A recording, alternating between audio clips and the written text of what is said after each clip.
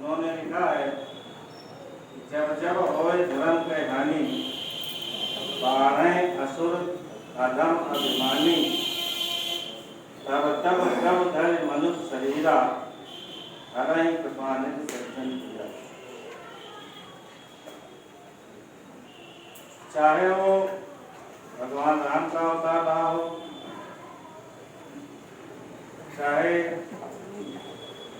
भगवान कृष्ण का अवतार रहा हो, दोनों ने ही राक्षसों का संहार किया और धर्म की पुनः स्थापना की। कहते हैं कि जब अधर्म अपनी चरम सीमा पर होता है और धर्म का पतन हो जाता है, धर्म का ह्रास हो जाता है, तभी भगवान का अवतार होता है। हम सभी जानते हैं कि भगवान कृष्ण के 10 अवतार हुए, लेकिन ये जो पर्व है वो मुख्यतः 2 अवतारों से संबंधित है, भगवान राम और भगवान कृष्ण। दोनों का समन्वित रूप है।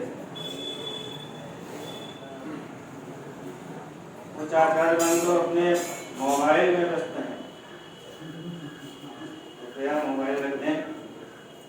तुलसीदास जी ने गाली की है, यद्यपि में कोई विद्वान नहीं हूँ, ऐसा कहा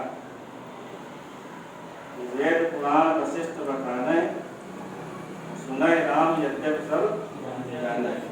यदि आप सब जानते हैं, ये मेरी बात को ध्यान रखिए। भगवान राम ने रावण का वध किया और कृष्ण ने कंस का वध किया। दोनों के नाम की जो राशियां हैं वो एक जैसी हैं, राम और रावण, दोनों ही एक ही राशि के थे। कृष्ण और कंस वो भी दोनों एक राशि के थे।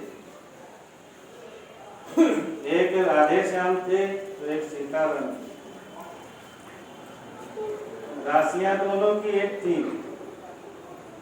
लेकिन उनके व्यवहार, उनका चरित्र अलग अलग था।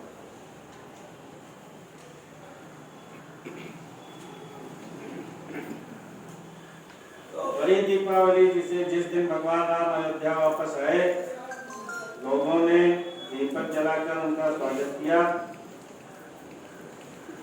उसके पूर्व कार्तिक कृष्ण चतुर्दशी के दिन भगवान कृष्ण ने नरकासुर का वध किया था। उस नरकासुर के वध से संबंधित एक कहानी है, उसका जीवन कैसा था।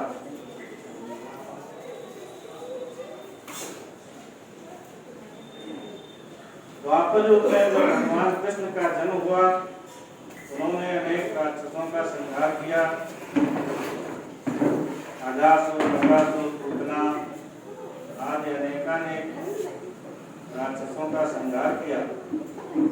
उसी श्रेणी में एक उस समय प्राग ज्योतिषपुर नाम का एक नगर था।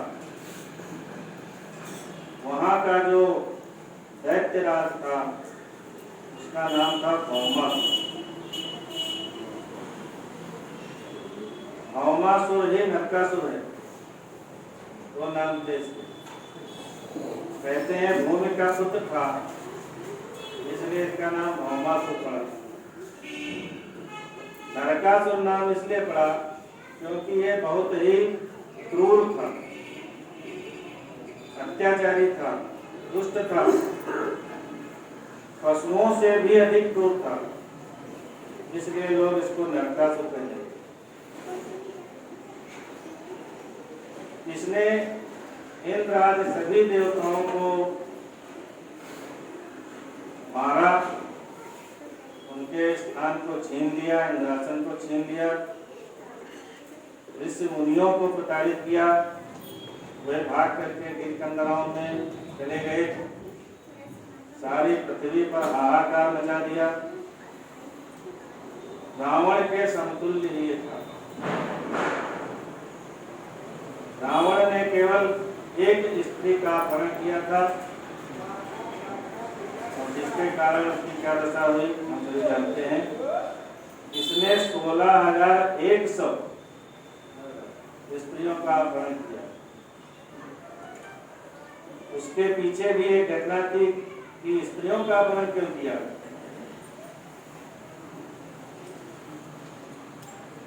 इसको एक श्राप था कि मेरा वध एक स्त्री के हाथ से होगा,